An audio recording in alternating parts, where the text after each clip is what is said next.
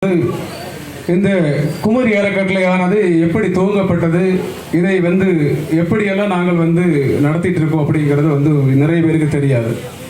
குமரி அறக்கட்டளையானது ஒரு சாதாரண ஒரு நபர்களால் உருவாக்கப்பட்ட ஒரு அமைப்பு. எல்லாமே அந்த மிடில் கிளாஸ் ஃபேமிலி தான். யாரும் இங்கே கோடீஸ்வரங்க கிடையாது.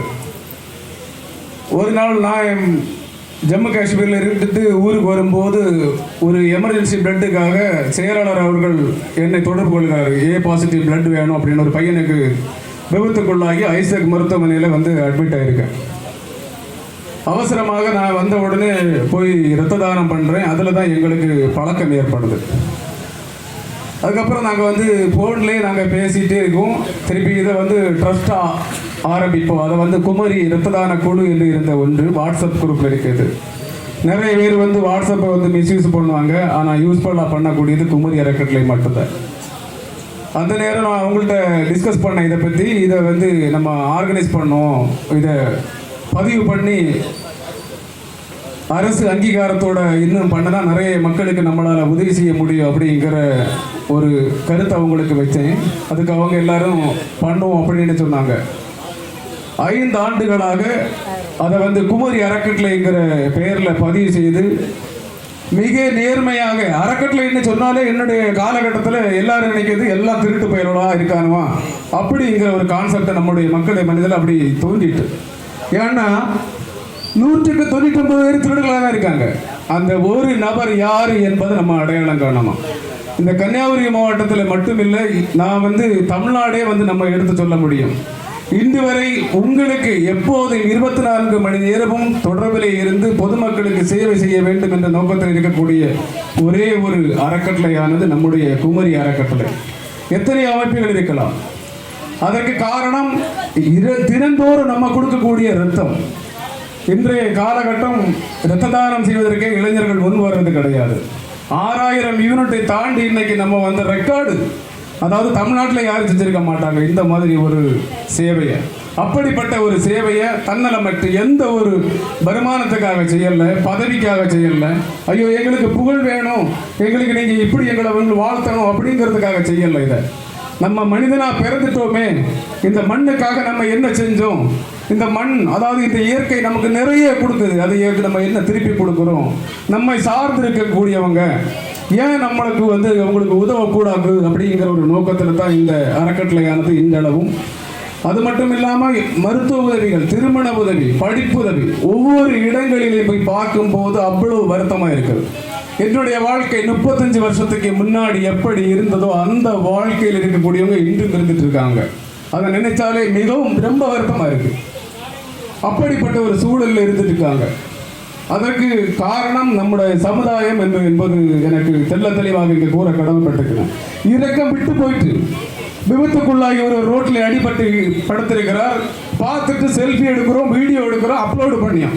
இதை ஷேர் பண்ணுங்க 100 பேருக்கு, 1 நிமிடத்தில் பண்ணால் உங்களுக்கு 1 கோடி ரூபா கிடைக்கும். இப்படியெல்லாம் ஷேர் பண்ணி நம்மளை ஹைலைட் பண்ணுறதுக்காக பண்ணிட்டு இருக்காங்க. இது தேவையா? அதாவது மனிதாபிமான அடிப்படையில் ஒருவருக்கு அடிபட்டால் நம்ம அதுக்கு தேவையான என்னது, அவங்களுக்கு முதலுதவி செய்ய வேண்டும். அதுதான் மிக முக்கியம். மனிதாபிமானங்கிறது அதுதான். அதெல்லாம் நம்முடைய சமுதாயத்தில் இன்று கொஞ்சம் கொஞ்சமாக குறைஞ்சிக்கிட்டு போகுது. எங்களை இந்த சேவையில் எங்களை நாங்கள் தினந்தோறும் அர்ப்பணிச்சுட்டு இருக்கோம். எவ்வளவு வலிமைகள், எவ்வளவு வேதனை. ஆனால் 10 பேர்கிட்ட நாங்கள் போய் உதவி கேட்கும் போது அந்த 9 பேர் எங்களை நிராகரித்து விட்டுருவாங்க, அசிங்கப்படுத்துவாங்க. ஆனால் அந்த 10வது ஒரு நபர் இருக்காங்க பார்த்தீங்களா, அந்த 9 பேர் அசிங்கப்படுத்தினதை அந்த 10வது ஒரு நபர் எங்களுக்கு மொத்தத்தில் பூர்த்தி பண்ணுவார். அப்படிப்பட்ட இந்த சமுதாயமும் இங்கே தான் இருந்து கொண்டிருக்கின்ற இரக்கமுள்ளவர்கள் இருக்கிறார்கள். ஆனால் இரக்கமில்லாத இடத்தில் போய் நாம் கதவை தட்டி கொண்டே இருக்கிறோம். இறங்கு இறங்கு என்று கேட்டால் எங்கேயும் யாரும் இறங்குவதில்லை. அதே போல மதத்தை பார்த்தும் இனத்தை பார்த்து நாம் உதவி செய்து கொண்டிருக்கின்றோம். அது முற்றிலும் ஒரு மோசமான ஒரு நிலை இன்றைய காலகட்டம் நடந்து கொண்டிருக்கின்றது.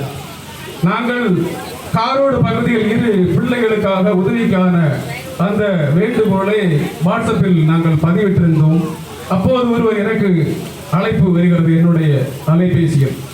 நான் அழைப்பை அட்டன் பண்ணி அவங்கள்ட்ட பேசும்போது அவங்க அதை மதத்தை எதுன்னு குறிக்க விரும்பவில்லை. அதனால உங்களுக்கு அதை வந்து உணர்வுபூர்வமா சொல்லணுங்கிறத இதை வந்து சொல்றேன். அவர் கேட்காரு, எங்க மதத்தினராக இருந்தேன்னா நாங்க வந்து உதவி பண்றோம் அப்படின்னு சொல்லிட்டு. ஐயா, நம்ம பிறந்தது எதுக்காக? இண்டி ராஜேந்திரன் எங்கே இருந்து பேசிக் கொண்டிருக்கிறார், அடுத்த நொடி என்ன நடக்கிறதுக்கு நமக்கு யாருக்குமே தெரியாது. இன்றைய சூழல் அப்படிப்பட்ட ஒரு காலகட்டத்தில் நம்ம வாழ்ந்துட்டு இருக்கோம். மனிதனுடைய வாழ்க்கை நிர்ணயம் கிடையாது. மதம் முக்கியமா இல்லை இனம் முக்கியமா என்று கேட்டால் கட்டாயம் கிடையாது. சரி, மதம் தான் முக்கியம் இல்லை இனம் தான் முக்கியம் என்று எடுத்துக்கொள்வோம்.